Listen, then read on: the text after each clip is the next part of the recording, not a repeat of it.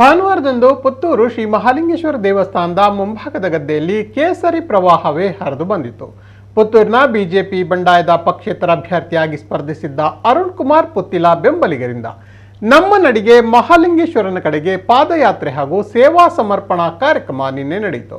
ಪುತ್ತೂರಿನ ದರ್ಬೆ ವೃತ್ತದಿಂದ ಆರಂಭಗೊಂಡ ಕಾಲ್ನಡಿಗೆ ಜಾಥಾಕ್ಕೆ ಹಿಂದೂ ಮುಖಂಡ ಅರುಣ್ ಕುಮಾರ್ ಪುತ್ತಿಲ ಚಾಲನೆಯನ್ನ ನೀಡಿದ್ರು. ಬಳಿಕ ಪುತ್ತೂರು ಮಹಾಲಿಂಗೇಶ್ವರ ದೇವಸ್ಥಾನದ ಎದುರು ಗದ್ದೆಯಲ್ಲಿ ಬೃಹತ್ ಕಾರ್ಯಕರ್ತರ ಸಭೆ ಜರುಗಿತು. ಈ ಸಂದರ್ಭ ಪುತ್ತಿಲ ಪರಿವಾರ ಲಾಂಛನವನ್ನ ಬಿಡುಗಡೆಗೊಳಿಸಲಾಯಿತು.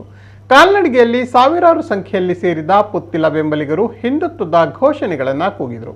ಪುತ್ತಿಲ ಬೆಂಬಲಿಗರ ಪಾದಯಾತ್ರೆ ಬಳಿಕ ನಡೆದ ಸಭೆಯಲ್ಲಿ ಹೊಸ ಸಂಘಟನೆಯ ಲೋಕಾರ್ಪಣೆ ನಡೆಯಿತು. ರಾಷ್ಟ್ರೀಯ ಸ್ವಯಂ ಸೇವಕ ಸಂಘದಂತೆ ಕಾರ್ಯನಿರ್ವಹಿಸಲಿರುವ ಪುತ್ತಿಲ ಪರಿವಾರವು ಆರ್ಎಸ್ಎಸ್ನ ಗುರು ಗೋವಳ್ಕರ್ ಆಶಯದಂತೆ ಕಾರ್ಯನಿರ್ವಹಿಸಲಿದೆ. ಪುತ್ತಿಲ ಪರಿವಾರದ ಬಗ್ಗೆ ಸಭೆಯಲ್ಲಿ ಮಾಹಿತಿಯನ್ನ ಮುಖಂಡ ಶ್ರೀ ಕೃಷ್ಣ ಉಪಾಧ್ಯಾಯ ನೀಡಿದರು. ಬಿಜೆಪಿ ಮತ್ತು ಸಂಘ ಪರಿವಾರದ ಜೊತೆಗೆ ಮುನಿಸಿಕೊಂಡಿರುವ ಪುತ್ತಿಲ ಮತ್ತು ಬೆಂಬಲಿಗರು ಇದೀಗ ಹೊಸ ಸಂಘಟನೆ ಕಟ್ಟಿಕೊಂಡಿದ್ದಾರೆ. ಪಾದಯಾತ್ರೆಯಲ್ಲಿ ಸುಮಾರು 5,000ಕ್ಕೂ ಅಧಿಕ ಮಂದಿ ಭಾಗವಹಿಸಿದರು. ಎಲ್ಲರೂ ಬರಿಗಾಲಲ್ಲಿ ನಡೆದುಕೊಂಡು ಬಂದರು. ಜಾಥಾದ ಉದ್ದಕ್ಕೂ ಓಂ ನಮಃ ಶಿವಾಯ ಮಂತ್ರ ಪಠಣ ಉಚ್ಚಾರಣೆ ಕೇಳಿ ಬಂದಿತು. ನಗರದಲ್ಲಿ ಬಿಗಿ ಪೊಲೀಸ್ ಬಂದೋಬಸ್ತನ್ನು ಕೂಡ ಏರ್ಪಡಿಸಲಾಗಿತ್ತು.